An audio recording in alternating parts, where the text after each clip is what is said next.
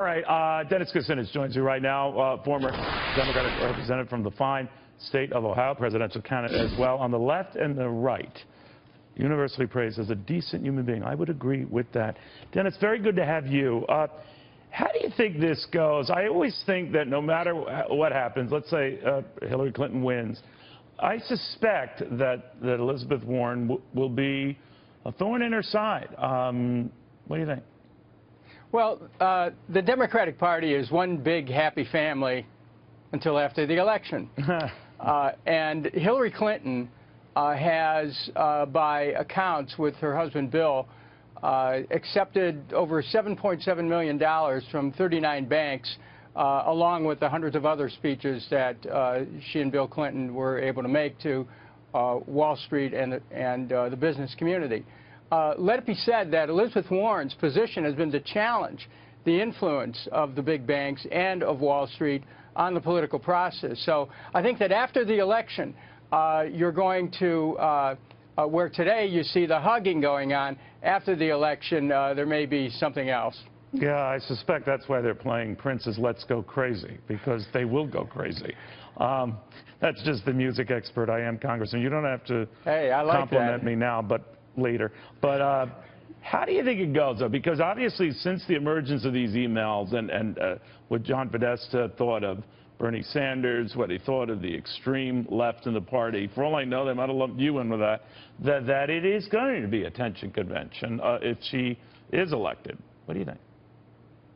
I think the amount of attention that's going to be focused on the connections with Wall Street and banks and special interests will be extraordinary, given the fact of the Clinton Foundation's activities, together with the money that came into the campaign, together with the money that was raised to support the Clintons' personal finances.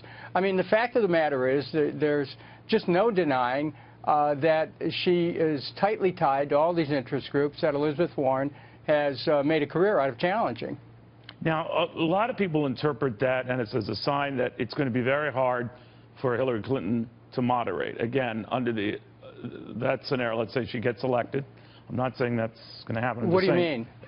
But that she will have a tough time moderating her positions because of the pressure, the Elizabeth Warrens, because of the pressure of the Bernie Sanders, and maybe with the added pressure of winning the House and/or Senate as well, that further keeping her hard left. What do you think?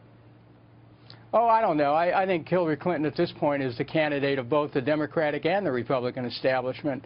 But after this election, they may be playing another Prince song, Purple Rain. Ooh, that's touche to you.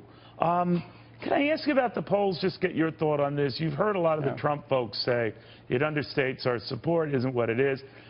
I'm not even going to go there, Congressman. I wonder if when people tell you, or established polls tell you, you know, it's really over, she's going to win, does it hurt turnout on both sides? Forget about frustrated Trump supporters. What about her supporters who are at best kind of lukewarm? Yeah, if I was the Clinton campaign, I'd be careful about telegraphing that you're getting ready to measure the drapes in the Oval Office. They have to be very careful not to unwittingly suppress their own turnout by making it appear that this election is over. As a practical matter, Donald Trump still has a chance.